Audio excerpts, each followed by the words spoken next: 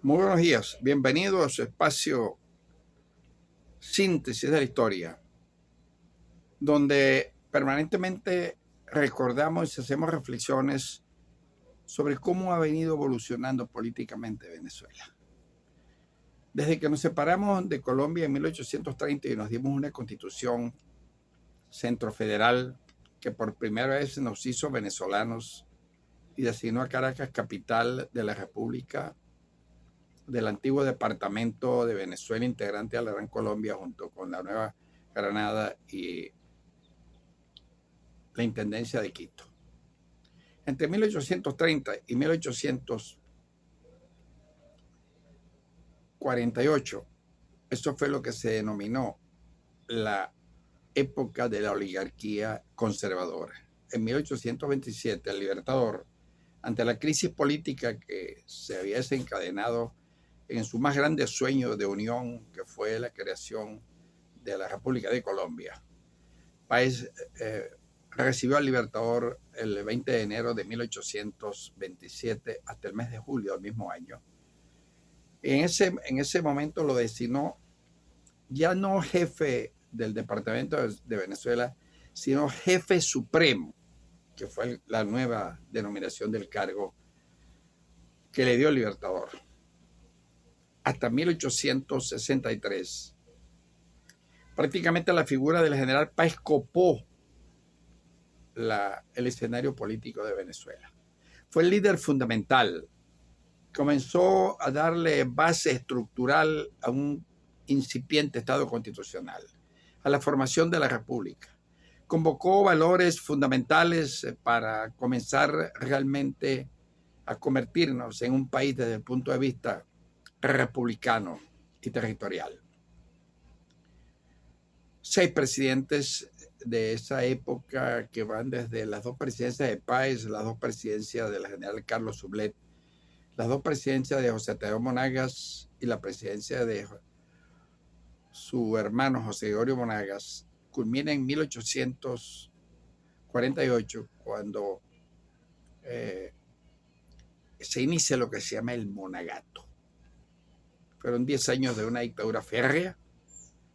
donde hubo 16 levantamientos militares de los caudillos regionales contra el poder constituido, hasta que liberales y conservadores se alían para buscar una salida al permanente caos en que había vivido Venezuela, con la constitución que tuvo mayor duración en el siglo XIX, que fue la constitución de 1830, derogada con la reforma constitucional de 1857, que fue fundamental, porque trajo innovaciones interesantes en materia dogmática y municipal. Ese tránsito que ocurre a partir del golpe de Estado contra el presidente Monagas y su férrea dictadura dado por un general valenciano, trajo por consecuencia un proceso de inestabilidad política tremenda entre 1858 y 1863. Julián Castro se instala en el poder, lo es nombrado presidente constitucional por una asamblea constituyente, es derrocado nuevamente del poder y el país entra en un vacío tremendo de liderazgo y de gobernabilidad. Hasta 1861, que se ven obligados ante el desastre nacional y la inexistencia de una posibilidad de continuar siendo país, Páez regresa de los Estados Unidos a Venezuela y es nombrado comandante general del ejército. Al poco tiempo es nombrado jefe civil y militar de Venezuela para tratar de contener el caos que había traído como consecuencia la guerra federal desencadenada el 29 de febrero de 1859 con el grito de Salavarría en Falcón. Vino ese proceso de lucha de poder, de desangramiento de Venezuela. Eso se conoció como la Guerra de los 5 años, 1859-63, que culmina un día como hoy, 23 de abril, y se consolida el día 24 de abril cuando se firma el Tratado de Coche, que es la rendición de Páez, la entrega de Páez al poder en un convenio en la hacienda de Coche, previo a una asamblea que se había realizado en La Victoria entre representantes de Páez, el doctor Ángel Quintero, y el representante de los federales, el general Antonio Guzmán Blanco, que se materializa un día siguiente en la firma de ese tratado que pone fin a la guerra federal y comienza un proceso de grandes transformaciones en el país con la instalación de la Asamblea Constituyente de 1864. Fue una constitución federal, echó unas bases modernas, innovó en materia dogmática, jurídica, política y constitucional, y entra a gobernar, nombrado por esa Asamblea Constituyente, Juan Crisóstomo Falcón. Fue tan inútil la gobernación del llamado Mariscal Falcón, que eso trajo como consecuencia el levantamiento en armas en Barcelona del general José Tadeo Monagas, quien toma Caracas, instala un gobierno que se llamó el gobierno de los azules, que es la revolución del 5 de abril. Pero poco fue tiempo para gobernar porque muere a los 3 meses y asume la presidencia el primer designado a la presidencia de la República, su hijo José Ruperto Monagas, que no pudo encontrar las salidas para el apaciguamiento del país. El país seguía en un estado levantisco y esto tiene por consecuencia que no había un líder que amalgamara y asumiera la responsabilidad del vacío de poder que tenía ya el país por más de 33 años, donde los militares que en sus ambiciones de poder no habían dado oportunidad para que se instalara una más o menos democracia con ciertas libertades. El gobierno había estado la mayor parte del tiempo en manos de oficiales que lo que sabían era hacer la guerra, que es el rezago de esos militares que quedaron de la independencia. Ese proceso de cambios que ocurre con el derrocamiento de José Ruperto Monagas, el inicio de la oligarquía liberal encabezada por Guzmán Blanco, que es realmente el gran beneficiario de la guerra federal. De tal manera que los hombres que coparon el siglo XX fueron 4: el libertador Simón Bolívar, el general José Antonio Páez, el general Antonio Guzmán Blanco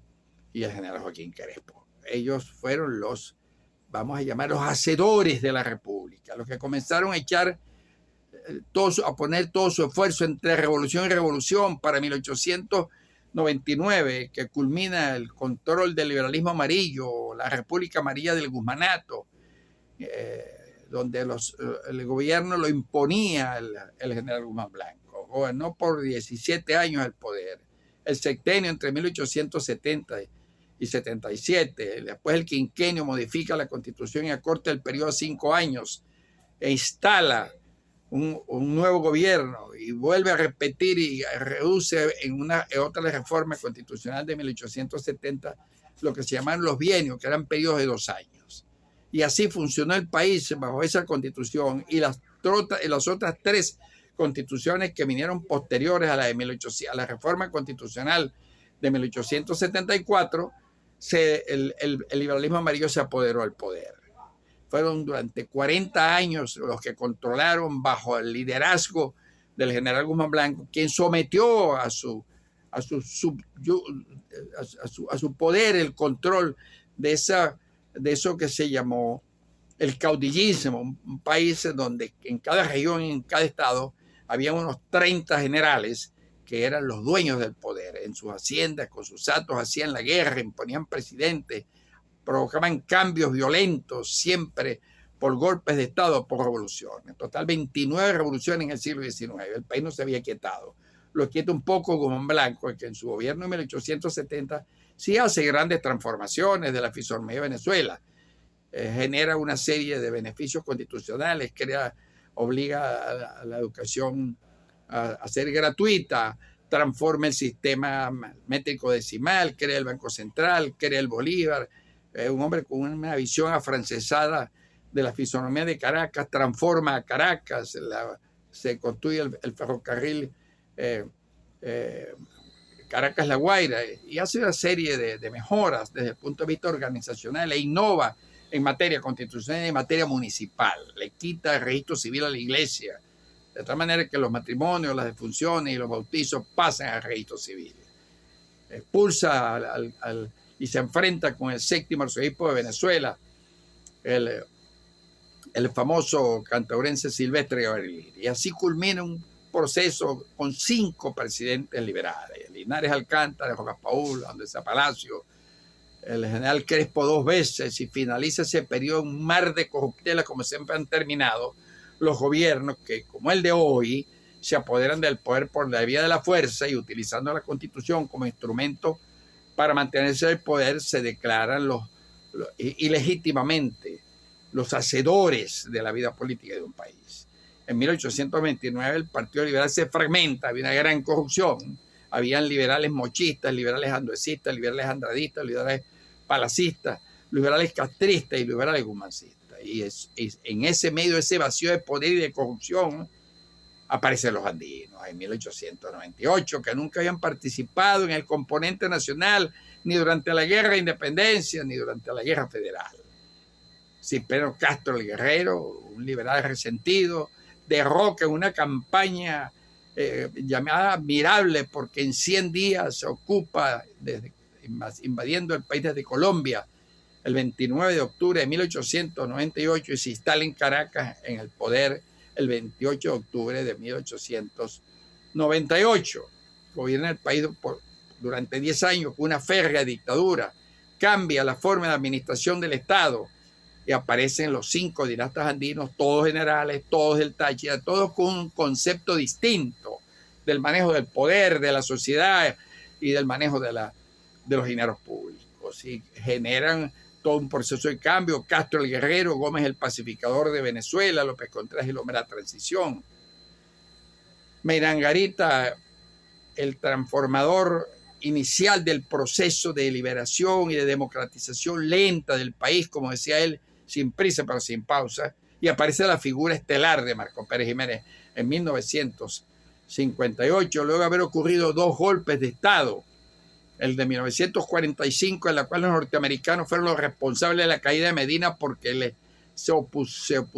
Medina se opuso a que se llevaran el petróleo y los obligó a poner en Venezuela las refinerías de Puerto La Cruz y la del Palito. Eso les costó el poder a Medina. Y tumban el gobierno de Gallegos, porque Gallegos los obligó a pagar el 50-50 con una reforma que hizo la ley de minas, de esa famosa ley de hidrocarburos, de la reforma del 42 de Medina, a pagar el 50% de las utilidades, porque los norteamericanos aquí hacían en Venezuela hasta 1952 lo que les daba la gana, expoliando el país, llevándose el petróleo, hicieron sus grandes comodidades en los Estados Unidos. Con gasolina venezolana se ganó la Segunda Guerra Mundial, eso no lo dicen, siempre entrometiéndose en los asuntos del país y evitando que el país se estabilizara. Obligaron al presidente Pérez Jiménez a dejar el poder porque lo estaba civilizando y no les convenía que Venezuela se civilizara. Llegó un momento en el año 57 que Venezuela se llamaba la Suiza de América. Dotó el país de toda una infraestructura en 4 años con $3.500 millones. Nos hizo hospitales, carreteras, autopistas, transformó todas las ciudades con todos los servicios públicos. Hizo un país y se convirtió en un gran estadista, que los mismos norteamericanos sin vergüenza se vieron obligados a conferir la medalla pour le mérite, que solamente se concede a ciudadanos norteamericanos por méritos de guerra. Le dan la portada de la revista Times, y Pérez Jiménez le debemos la civilización de la Venezuela moderna. Hizo un país para 50 años, hasta que por conveniencia de los norteamericanos le desestabilizan el régimen e imponen una democracia que es la que tenemos actualmente, porque esta es la 5ª división de Acción Democrática en el poder. Esto que llaman la Revolución Bolivariana, si lo vemos desde el punto de vista estructural, de los postulados que están en la creación del PSUV y del Partido de Acción Democrática, son los mismos. Hasta el himno de Acción Democrática refleja lo que es hoy la Venezuela chavista, que es el más grande éxito de los 40 años de la famosa democracia y los partidos, la que se impone en Venezuela, y ahí están los resultados.